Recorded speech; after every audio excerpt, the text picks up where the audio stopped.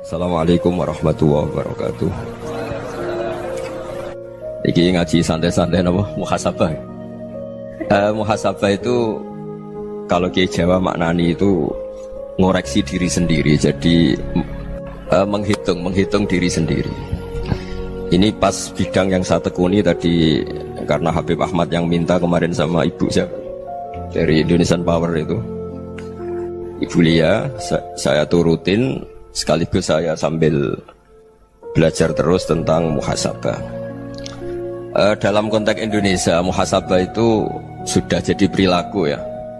Karena dulu orang tua saya, guru-guru saya kalau ngandani itu, bayangkan kalau kamu jadi dia. Jadi misalnya kita mentang-mentang atasan, otoriter sama bawahan. Bayangkan kalau kamu jadi yang bawahan itu kayak apa? Laukun tamakanah, kalau orang Arab bilang, bayangkan kalau kamu di posisi dia. Makanya guyonannya orang-orang Indonesia itu kan orang ngaramkan judi gitu, bareng dikasih tahu. Tapi yang menang anak jenengan, alhamdulillah. Ternyata ngaramkan itu karena ada anaknya. Kalau anaknya yang menang ya seneng. Meskipun itu guyonan, tapi saya punya padanan itu dalam kitab Hikam. Nabi Ibrahim itu Khalilur Rahman, tentu bencinya minta ampun sama yang namanya maksiat. Suatu saat beliau diterbangkan di alam malakut. Itu kalau di Hikam saya halaman 15 juga. Saya masih ingat betul. Mungkin kalau Anda beda halaman karena beda cetakan.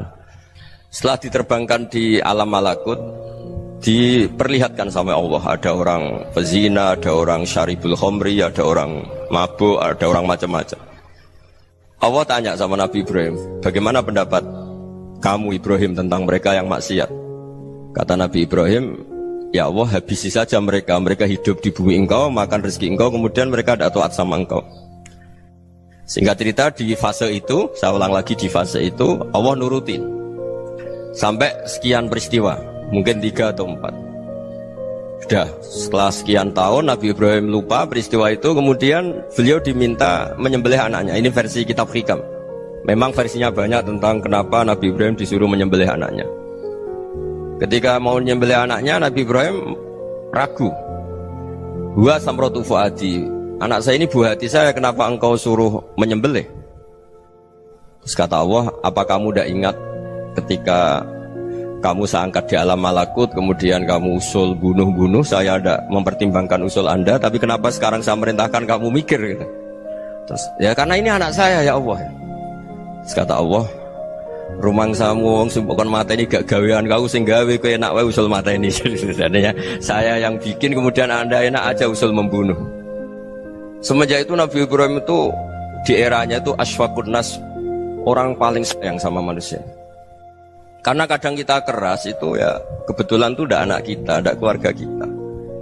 Cara orang Jawa itu kan gitu ya, kalau ada perempuan terus macak yang macam-macam pakai sepeda motor cowok, terus wah itu luput suwuk, semoga-moga gini. Tapi setelah dikasih tahu, niku ponakane jenengan, semoga-moga selamat. Jadi jangan-jangan kemarin ahli ma'asi itu kebetulan tuh tidak keluarga kita. Kalau keluarga kita yang pernah salah pada kita, semangat kita mintakan maaf. Jangan-jangan kita didikte hukum sosial gitu. Jadi orang yang salah, kebetulan tuh orang yang menservis kita. Atau keluarga kita, atau orang dekat kita. Jangan-jangan semangat kita mintakan ampun. Tapi kalau sama orang lain, kebetulan musuh kita semangatnya minta itu kena adab. Nah ini yang nggak boleh dalam Islam. Islam mengajarkan niru Rasulullah SAW, Nabi itu rahmatal lil alamin. Bahkan kemarin saya ngaji virtual sama beberapa habaib. Ada Habib Ali Al-Jufri dari Mesir, ya. Ada Habib Alwi dari Kuitang, ada Habib Nabil Al-Musawa. Dari sekian habaib itu saya masih ingat diantaranya yang didawuhkan rahmatan lil alamin itu ketika Nabi adzahu qaumuh, disakiti oleh kaumnya, dan itu mereka masih kafir semua. Itu mereka dapat doanya Nabi, Allah mahdi qaumi fa innahum la ya'lamun. Kayak apa baiknya Nabi, orang yang menyakiti, yang melukai, tapi Nabi masih berdoa, Allah mahdi qaumi fa innahum la ya'lamun. Sayyidina Umar dapat doanya Nabi itu yakhina kana kafiran, ketika masih kafir didoakan, Allahumma aizzal Islam bi Umar. Itu ketika masih kafir. Itu pelajaran bagi kita bahwa yang sedang tidak cocok pun itu berdapat doa kita.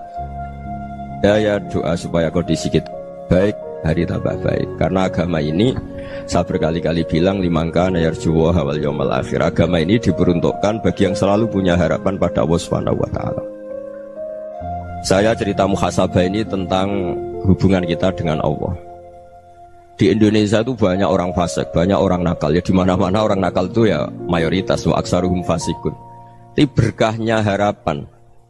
Mungkin saya kira nakal sok benda, mungkin saya kira sholat sok ben sholat, mungkin sekarang belum sakhok, belum dermawan, suatu saat dermawan. Barokahnya itu kefasikan ini dianggap sementara. Sedang fasik, sedang tidak benar. Karena kiai-kiai kita, para guru-guru kita, para habaib utamanya itu mesti bilang semoga husnul khotimah. Nah barokahnya doa itu, semoga husnul khotimah itu menjadikan satu pola sosial. Yang sedang fasik ini masih diharapkan jadi lebih baik, jadi lebih. Sehingga kita tidak ngambil sikap ekstrim, yang ingin menghabisi atau ingin mengadili, tidak. Karena selalu kita punya harapan. Dan agama ini limangka nerjuwa wal yaumal akhir. Bayangkan dulu kalau yang nakal itu anak kamu. Pasti kamu gak ingin kan langsung dapat azab, dapat apa. Padahal kita semua jadi tokoh ini abul kulli, bapak dari semuanya. Sehingga ketika Rasulullah SAW jalan-jalan kemudian melihat perempuan sedang menyalakan api. Kalau apinya mati ditiup, anaknya dijauhkan. Nanti kalau sudah jauh dari api, anaknya digendong lagi.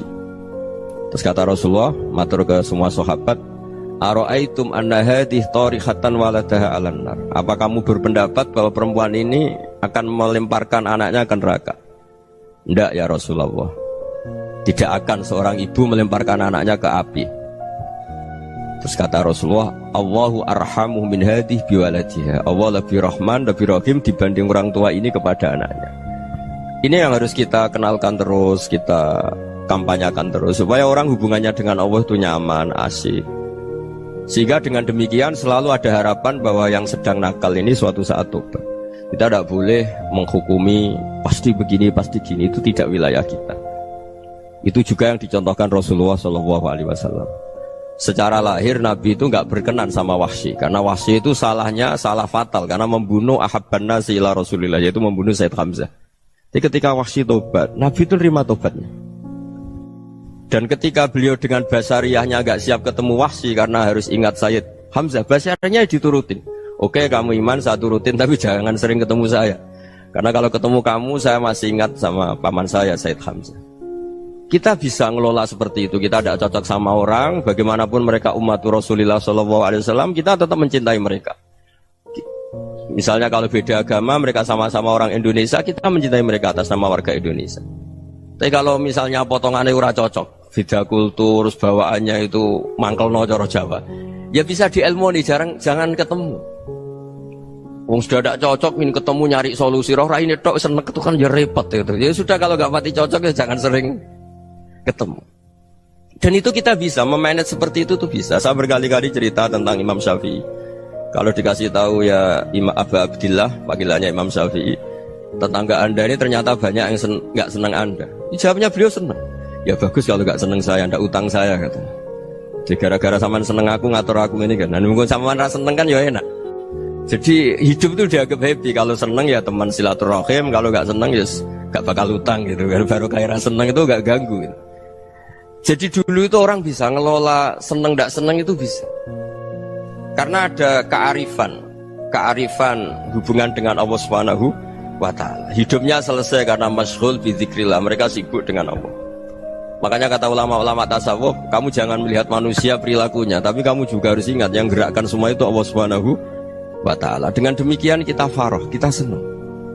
Makanya Nabi kalau ngutus Anas bin Malik kemudian nggak kesampaian yang diinginkan karena Anas main, ketika garwa-garwani Nabi agak tersinggung, Nabi andaikan Allah menghendaki yang saya inginkan kesampaian, pasti itu kesampaian. Jadi dianggap kegagalan Anas gak manggil yang dituju Nabi itu ya kersane Allah, ya enteng saja. Sayyidina Ali lebih parah lagi yang dialamin. Itu dalam beliau kalau dipanggil itu gak cepet-cepet ke sana. Ketika ditanya, kenapa kamu tak panggil gak cepet ke saya? Amin tu ukubatak, karena aku tahu engkau orang baik. Orang baik itu pemaaf. Jadi makanya orang-orang soleh dulu itu bodoni itu. Makanya sekarang kalau ada orang bodoni itu mesti bidik orang soleh. Kalau orang-orang soleh itu kakean husnudzon lagi sering dibodonin. Abdullah bin Umar itu masyhur itu. Kalau ada budaknya sering sholat, sergap sholat itu dimerdekakan. Akhirnya enggak sholat pun pura-pura sholat. Akhirnya juga dimerdekakan. Ketika ditanya, kenapa engkau merdekakan? Padahal mereka sholatnya menipu engkau, kata pembisik-pembisik itu. Man khoda'ana lillah in khoda'na lah.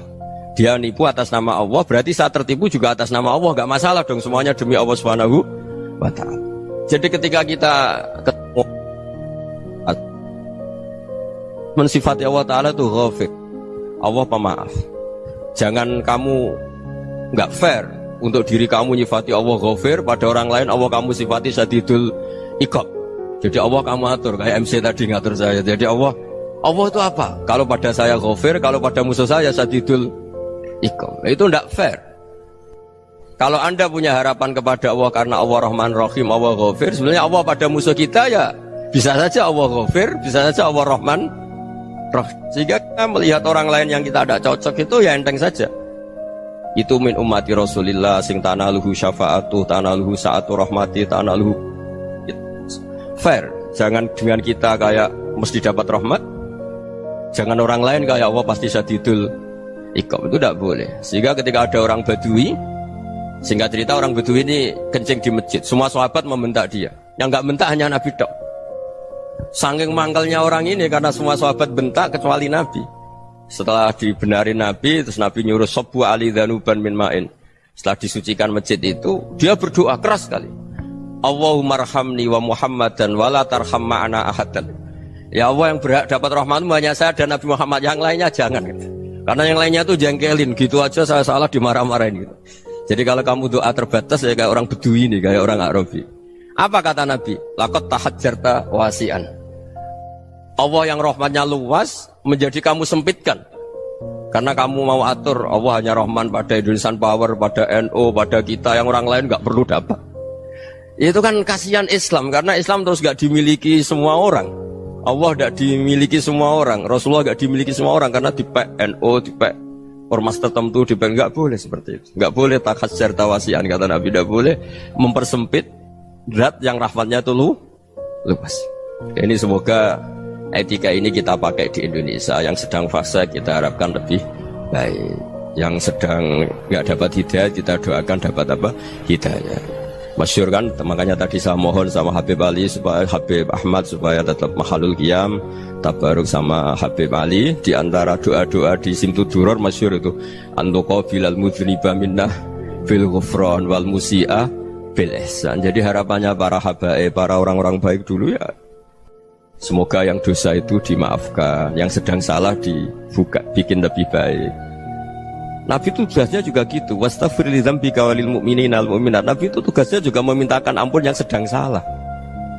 Nah ini cobalah jadi etika kita, muhasabah kita. Jadi muhasabah itu cara berpikir kita set, kita pikir ulang. Ternyata semangatnya seorang Nabi itu wastaghfir li dzambika walil mu'minun. Semangatnya itu memintakan ampun. Orang ahli tafsir tahu semua kalau Nabi itu tidak mungkin dosa. Jadi itu khitabun Nabi wa urida bihi ummatu, itu khitab Nabi, tapi yang dimaksud itu umatnya, karena Nabi tidak akan mengalami dzambun, tidak akan mengalami dosa.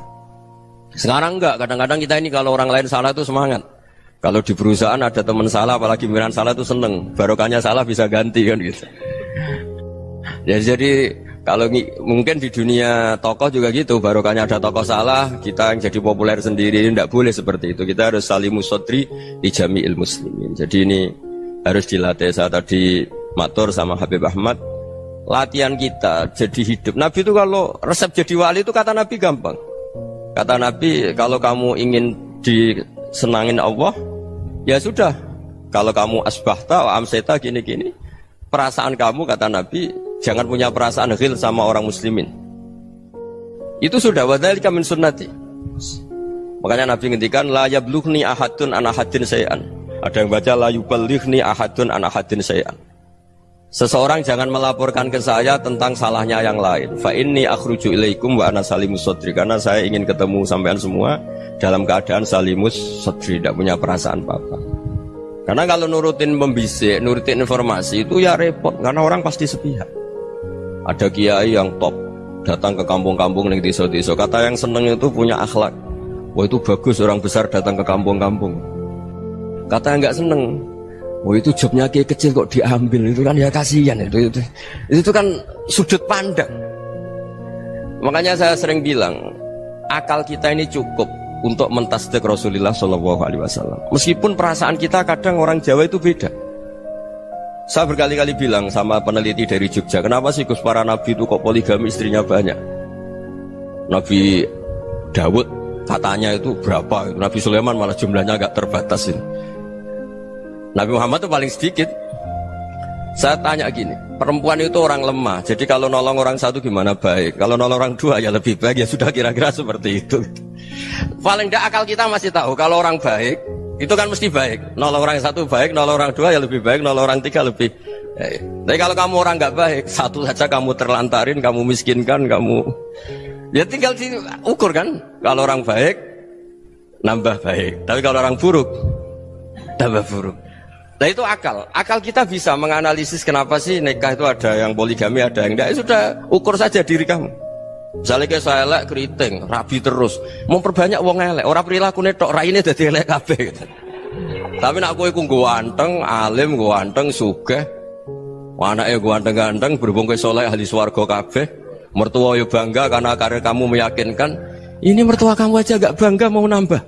Ipar gak bangga, mertua gak bangga, desa kamu yang kamu wayai juga gak beda dengan Nabi ketika nikah Juwairiyah itu nggak ada pernikahan sebarokah Nabi dengan Juwairiyah itu Azharu Rasulillah. Di situ habis perang banyak tawanan, gara-gara jadi besanya Nabi langsung dibebaskan semua karena Azharu Rasulillah. Sekarang besanya Kanjeng Nabi. Dulu Abu Sufyan memangkalnya bukan main sama Nabi, gara-gara putrinya dinikah terus langsung jadi. Kalau kamu kan enggak, nikah satu, nikah lagi, satu kampung musuh kamu karena istri pertama ya cemburu, yang kedua agak bangga. Wah itu selesai itu di dunia wal akhirah. Maksud saya nganalisis Islam itu harus pakai akal. Dan akal yang dipakai, ini saya bawa ke kitab Ihya, adalah pikiran-pikiran para ulama. Makanya ketika Imam Ghazali ketika ditanya fakaifa bi muslimin fasikin asawaha fi jami'i amri, kalau kalian ketemu orang fasik, orang Islam tapi fasik, perilakunya nggak ada yang benar. Kata Imam Ghazali jawabnya lucu, aneh. Mamin muslimin illa wa islamuhu ta'ah. Tidak ada orang Islam kecuali dia mau Islam, membenarkan Allah dan Rasul itu sudah taatnya dia. Kok kamu tidak bisa melihat taatnya dia? Dia pikirannya kan ini pemabuk, ini tukang apa. Tapi kata Imam Ghazali, sebenarnya kamu masih bisa berpikir positif. Mamin muslimin illa wa islamuhu ta'ah. Tidak ada seseorang Islam ketika dia milih Islam itu pasti ada taatnya, yaitu tasdik pada Allah dan tasdik kepada Rasulullah Shallallahu Alaihi Wasallam. Jadi dengan pola seperti itu, maka di antara guru-guru kita yang modern ya di era Mbah Maimun, di sini ada Habib Ahmad, Habib Salim, syair yang sering dibaca beliau adalah ada orang munajat sama Allah. Ini cerita munajat.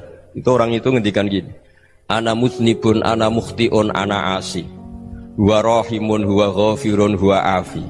Ya Allah, saya mukhti, saya orang yang salah. Ana mudnib, saya orang yang dosa. Ana asin, saya sering maksiat. Tapi engkau ya Allah, engkau ghafir, pemaaf.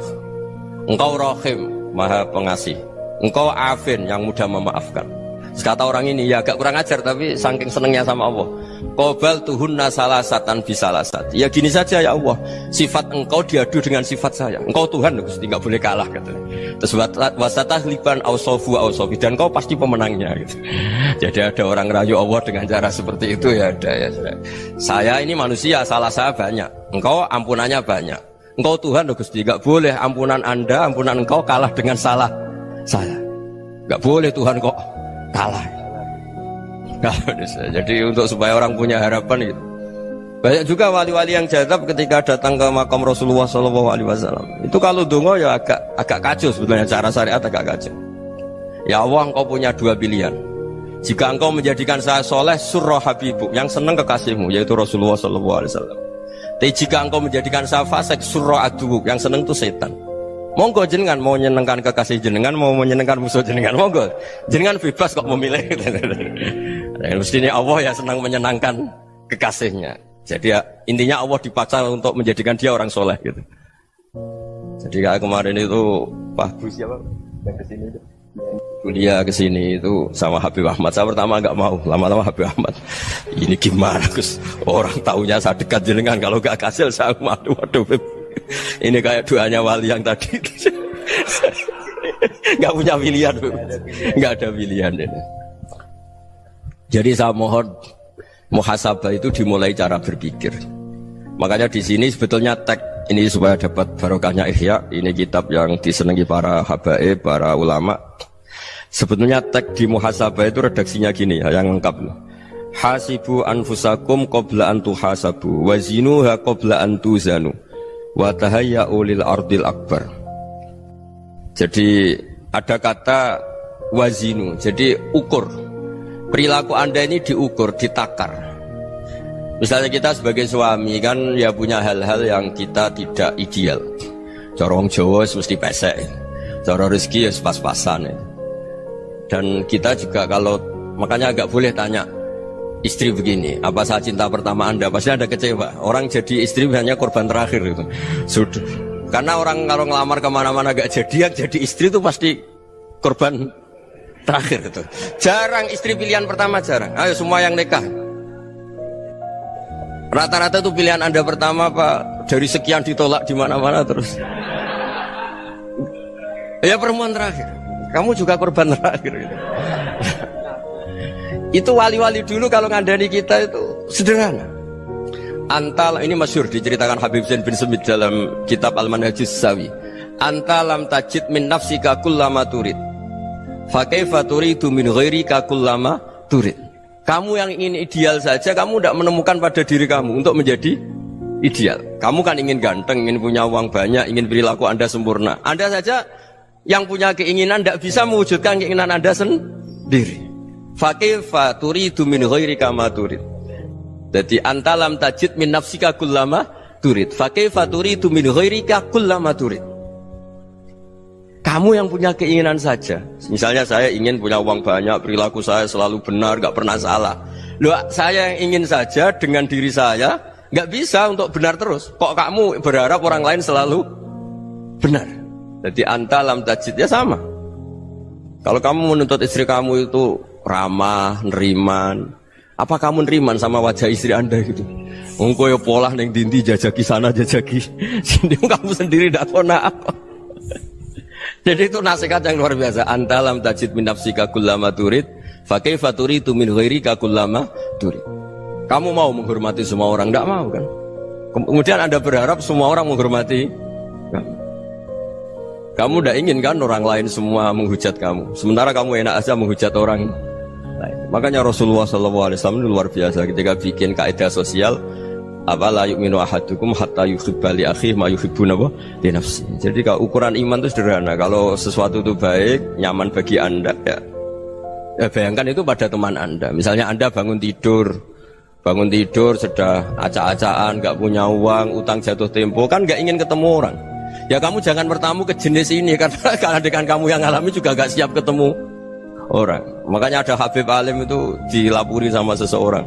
Beb, dulu teman saya itu ketika saya kaya itu sering main ke saya. Setelah saya miskin, mereka tidak main ke saya. Kata Habib itu bagus, sunnah Allah begitu itu bagus. Coba kalau kamu dulu kaya, teman kamu main kan kamu gaya, di rumah ada makanan, bisa hormat tamu. Setelah kamu miskin jadi buruh manol di pasar atau buruh bikin boto, teman kamu datang, malu enggak kamu? Mendingan enggak datang gitu. Akhirnya baru, oh ya alhamdulillah kalau gitu. Loh ya kan dulu teman kita datang, kita ada Alphard, istri cantik, rumah bagus lah, kita miskin, buruhnya orang pas dibentak-bentak, teman kamu udah datang. Milih datang kamu enggak kalau setelah kamu jatuh? Enggak kan? Jadi barokahnya ilmu itu terus. Ya, tapi kadang-kadang orang tuh, wah setelah saya miskin teman-teman enggak kasih ke sini. Ya kalau kamu sudah jatuh, teman-teman kamu situ jadi tontonan. Ya mulai sekarang cara berpikir itu dirubah. Dulu yang namanya kiai itu kalau diundang orang itu ya agak-agak senang. Semenjak saya itu agak rubah. Mengundang kiai, ngatur kiai itu tak haram-haramkan ya ada lumayan lah, sekarang itu sudah mulai agak beretika. Dulu itu ngundang tuh tanggalnya ditentukan, jamnya ditentukan. Enggak mikir apa kiai saat itu nganggur, enggak. Punya wadifah, enggak. Dia milih tanggal yang dia nganggur, enggak mikir pas itu kiainya nganggur apa. Enggak. Ya saya hanya cerita aja, kamu tersinggung ya monggo, boten nggih monggo itu kan. Jadi saya mohon lah supaya tadi saya juga matur ke Habib Ahmad. Jadi untuk orang merasa ikut sunnah Rasul itu gampang sekali kata Sayyid Muhammad. Dulu Nabi berpakaian ala daerahnya. Kalau mikot ya pakai mikotu baladi. Karena Nabi orang Madinah dan beliau berdomisili di Madinah ya misalnya mikotnya dari Bir Ali misalnya. Tapi kalau anda orang kawasan Tanim mau umrah ya dari Tanim. Misalnya kawasan Jirona ya dari Jirona. Artinya apa? Kamu ngambil mikot karena Nabi mikot misalnya dari Bir Ali. Bukan berarti kamu harus seperti Nabi di Bir Ali. Kamu orang Mekah misalnya kamu orang Tanim. Orang dia harus dari mikotu apa? Baladi. Sama makanya di fikih-fikih itu kalau tahnik anak Nabi orang Arab halawiyatnya kurma ya kurma. Kalau orang Jawa sedegan semua podo-podo. Ya podo-podo manis. Jadi ini tabaruk sama Sayyid Muhammad, ini ada murid beliau Habib Ahmad saya baca supaya orang itu merasa ikut Nabi itu gampang sekali. Ini saya baca ya di halaman tadi disaksikan Habib Ahmad 433 di kitab apa begini? Manhajus Salaf fi Fahmin Nusus. Itu kata Sayyid Muhammad wa kanat sunnatu Rasulillah annahu yat'amu ma yajiduhu fi ardi wa yalbasu ma yajidu wa yarkabu ma yajidu mimma abahu wa ta'ala. Faman istamala ma yajidu fi ardi fa huwa al-muttabi' lis-sunnah. Kama annahu hajjal baita min madinati. Faman hajjal baita min madinati nafsihi fa huwa al-muttabi' lis-sunnah. Wa illam takun hadhil madinatu tilka. Jadi intinya misalnya Nabi dulu itu ngasih sedekah kepada fakir miskin ya pakai dinar, dirham. Ya kalau orang misalnya sedekah pakai rupiah ya sudah ikut sunnah Nabi. Jangan, lo Nabi pakai dinar loh, kamu kok pakai rupiah. Dulu dinarnya Nabi udah ada tulisannya Bank Indonesia, kamu ada tulisannya Bank. Ya tidak ada seperti itu. Ya jadi misalnya Nabi sedekah pakai tamar atau pakai al-aqid, ya kita pakai beras, pakai apa. Supaya orang tuh bahwa Rasulullah itu milik kafatal linnas, milik semuanya. Sehingga merasa ikut sunnah Nabi itu ya semuanya. Makanya dulu Mbah Mun kalau motivasi saya supaya bombong, kalau orang Jawa bilang bombong. Wong Jawa mesti ono wong alim. Beliau menyontohkan Mas itu Mbah Fadol, Senori, Mbah Ihsan Jambes. Itu bisa ngarang-ngarang kitab luar biasa. Padahal beliau bukan orang Arab. Imam Sibawai itu orang Persia, Imam Ghazali orang Tus itu juga ikut Persia. Kata Mbah Mun, wong sing ora Arab lah mesti untuk jatah alim kata beliau. Karena Nabi itu diutus kafatal linnas. Nanti kalau orang yang alim itu Arab tok, berarti tidak ada perwakilan dari Afrika, dari Asia Tenggara, dari mana-mana. Makanya karena Nabi statusnya itu kafatal linnas. Jadi kita harus bangga sebagai Muslim, sebagai orang Indonesia karena misalnya Wali Kutub dulu terkenalnya hanya ada di Yaman, di mana. Ternyata pernah ada juga di Indonesia dan seperti Habib Abu Bakar Segaf Gresik. Jadi ya akhirnya kan tetap orang Indonesia meskipun beliau zuriyah Rasul kan ya sudah orang apa? Orang Indonesia. Zuriyahnya Habib Ali Simtuduror sekarang di Solo. Jadi Indonesia juga dapat alawin banyak dari Sadatin al-Alawin juga banyak. Jadi saya mohon barokahnya ngaji seperti ini. Melihat orang lain tuh gampang, bayangkan tuh kalau anak kamu. Makanya Nabi nanti kalau nggak percaya lihat di Hikam nomor 15 di kitab saya itu. Di situ dijelaskan oleh Hikam, jangan-jangan semangat Anda pada orang yang maksiat, pada orang yang keliru supaya dihukum itu karena kebetulan itu udah anak Anda, itu udah keluarga Anda. Coba kalau itu keluarga Anda. Makanya kalau saya guyonan di Jogja itu ada pembantu mecahkan piring terus dimarahi majikannya, saya mesti guyon gitu, pasti itu pembantunya tidak cantik. Kok bisa Gus? Andai kan cantik dan kamu senang mecahno piring satu, piring 1000 ora iso ngamuk kowe. Ternyata ngamuknya tuh karena mecahkan piring apa karena plus tidak cantik? Coba jawab para lelaki nih. Kamu marah sama orang maksiat tuh karena maksiat karena plus itu udah anak Anda. Bayangkan kalau itu anak Anda. Itu hebatnya Rasulullah SAW. Karena kita yang salah pun kadung umatnya, Nabi tetap ngasih fasilitas syafaati li ahlil kabair min ummati. Kayak apa baiknya Nabi? Tidak ikut maksiat tapi ikut fasilitasi ngasih syafaat. Loh kalau li ahlil ibadah kan wajar. Nabi ketika ini syafaati li ahlil kabair min ummati.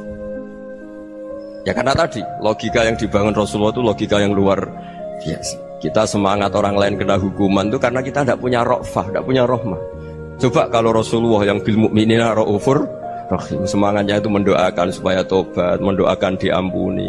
Dan itu juga yang diperintahkan oleh Allah Subhanahu wa taala, wastaghfir li dzambika walil mu'minina wal mu'minat. Ya semoga barokahnya ngaji ini, barokahnya Habib Ahmad, barokahnya Maulid Simtud Duror, barokahnya semua kitab Madaih, Tiba Berjanji semuanya, barokahnya Ikhya, barokahnya Said Muhammad, barokahnya guru kita semua, Mbah Maimun, bapak saya. Kita ini ngikuti manhaj, ya, ngikuti apa? Manhaj. Saya sering didhawuhi Mbah Mun, kenapa ihdinas siratal mustaqim bukan siratoka? Bukan jalan engkau ya Allah, karena Allah itu nggak bisa kamu tiru. Allah itu tidak tidur, tidak makan, tidak kesel, tidak capek. Yang bisa ditiru itu siratal ladzina an'amta alaihim. Yang bisa ditiru manusia ya niru manusia. Karena Allah itu tidak bisa ditiru, makanya ihdinas siratal mustaqim siratal ladzina. Dan niru siapa? Niru guru-guru kita. Termasuk niru cara pandang. Jadi misalnya ada orang awam di rumah itu hanya delok reng, delok tikus liwat, itu kan kayak nganggur. Kok ora tahajud malah mendelok reng. Melihatnya jangan gitu. Huwa tarokal ma'asiyah. Dia di rumahnya ndak dugem, ndak kemana-mana. Dia berarti malam itu tarkul ma'asi. Tidak nyopet, tidak garong, tidak ke tempat maksiat. Susahnya apa sih husnudzon? Jadi jangan lihat huwa tarkut tahajud, huwa tarokat tahajud, wa taroka qiyamal lail. Oke ya, namanya orang begitu ya tidak tahajud, tidak qiyamul lail. Tapi susahnya apa sih kamu bilang huwa tarokal ma'asiyah? Dia juga meninggalkan maksiat, dan tarkul maksiat itu tuh ibadah. Supaya orang tuh gampang lah husnudzon sama orang muslim. Ini orang mukmin, orang yang luar biasa. Di mata Allah itu orang yang luar biasa. Kayak tadi Imam Ghazali, kalau saya ketemu orang muslim kemudian dia tidak pernah baik, gimana? Kata Imam Ghazali, ma min muslimin illa wa islamuhu ta'ah. Tidak ada orang Islam ketika dia mentasdihkan Allah dan Rasulullah, berarti dia juga punya taat. Ya ini latihan saja, sing iso nglakoni Habib Ahmad kula namung cerita mawon. Kula cerita secara akademik, saya punya kitab, saya baca, dan alhamdulillah kita paham barokahnya para guru, dan supaya terbiasalah. Sebaik-baiknya ibadah husnudzon billah wa husnudzon bil mu'min. Soal tidak cocok ya diilmoni tadi ya, namanya nggak cocok ya jangan sering ketemu. Seperti Rasulullah SAW, beliau karena sangat mencintai Said Hamzah, ketemu orang yang pernah begitu sama Said Hamzah ya beliau secara basyariah tidak siap. Tapi beliau secara cara bahasa sekarang, secara profesional, kalau beliau seorang nabi dan harus menerima tobatnya siapapun ya diterima. Saya meskipun dengan A, B gak cocok karena dia begini-begini sama saya, tapi saya ingat dia sholat, dia baca sholawat, dia mencintai Rasulullah, ya kita hormat. Ya soal gak cocok ya di manage tadi ya, zurhiban tasdid huban. Kalau gak pati cocok ya jangan sering ketemu, bawaannya enak nanti. Ya semuanya itu diilmoni lah. Makanya ngendikane Ma'ruf Al-Qurhi ada yang baca Al-Kharqi, mangqala fil yaumi salasa marrat wa marham ummata Muhammad kutiba minal abdal. Karena semangat mencintai siapapun satu hari sering baca marham ummata Muhammad wa ma aslih ummata Muhammad wa ma tajawaz an ummati Muhammad, itu mesti kutiba minal abdal. Dia pasti termasuk wali abdal. Maksudnya semangat mencintai ya dilatih lah. Misalnya Indonesia Power atau PLN, andai kan tidak ada PLN itu kayak apa? Orang nggak bisa ngaji, tidak bisa aktivitas. Ya barokahnya ada PLN, barokahnya jasanya. Kita sadar, tidak semua kebaikan kita ini memenuhi keinginan orang banyak. Gitu. Orang banyak ingin listrik, ingin saluran apa, dan itu kadang yang mewujudkan orang lain atau kelompok lain. Ya karena itu manfaat ke orang lain ya kita doakan. Karena khairunas anfa'uhum linnas. Sehingga kita terbiasalah ngakui orang lain. Seperti semangatnya Rasulullah SAW, semuanya itu didoakan, semuanya diinginkan kebaikannya. Bahkan Nabi gak putus asa sampai di akhirat. Ketika Nabi lain sudah putus asa karena sudah akhirat, sampai dimintai syafaat semuanya bilang nafsi, nafsi. Karena merasa semuanya gak punya nyali di depan Allah. Karena ini sudah akhirat, sudah finish. Tapi apa Rasulullah? Analah. Ya sudah, saya sanggup mensyafaati kalian. Terus kata Nabi, fa'atiyal arsya. Saya mendatangi aras fa akhirru lahu sajidan, saya sujud wa ahmaduhu bima hamida 'allamaniha rabbi. Kemudian saya tetap muji Allah dengan pujian yang terus menerus. Padahal sudah di akhirat sudah finish. Nabi dimintai syafaat masih sanggup karena Nabi tahu akhirat tidak bisa mendikte Allah, tidak bisa. Allah terus bilang, "Ya Allah ini akhirat loh, engkau sudah tidak boleh mensyafaat." Tidak bisa. Allah tidak bisa diganggu akhirat. Allah tidak boleh dibatalkan rahmannya oleh akhirat. Allah tetap Rahman Rahim abadal abad. Dan Nabi tahu itu. Makanya kata para ulama, fa Muhammadun ahmadu min ghairihi. Jadi Nabi Muhammad namanya dua yang terkenal. Sebenarnya banyak yang terkenal dua, Muhammad sama Ahmad. Ketika Nabi punya nyali memuji Allah di akhir akhirat atau sudah di akhirat itu fa Muhammadun ahmadu min ghairi. Ketika nabi lain sudah tidak punya nyali muji Allah karena sudah akhirat, Nabi Muhammad tetap berani muji Allah di saat seperti itu. Makanya ahmadu di situ kata ulama itu af'al tafdil, fa Muhammadun ahmadu min ghairi. Kanjeng Nabi lebih memuji Allah di saat yang nabi lain sudah tidak punya nyali untuk muji Allah di saat itu. Makanya kata Nabi fa akhiru lahu sajidan wa ahmaduhu bi mahamida 'allamaniha rabbi. Akhirnya setelah lama gitu terus Allah ngendikan ya Muhammad irfa' ra'sak wasal tu'tah wasfa' tusyaffa. Sudah Muhammad, angkat kepala kamu minta apa saya turutin, dan kalau kamu ingin mensyafaati umatmu saya beri hak apa? Syafaat. Nah, semoga semangat itu juga menjadikan kita munajat bahwa rahmat Allah tidak terbatas, harapan juga tidak terbatas. Mungkin yang sedang nakal ya kita katakan sedang, jangan terus kamu pastikan wah ini mesti suul khotimah, mesti tidak orang baik. Ndak, agama ini liman kana yarjuwa wal yaumal akhir, selalu bagi yang punya harapan. Ya, mugi-mugi dapat barokah semua. Mantu dengan kata wassalamualaikum warahmatullahi wabarakatuh.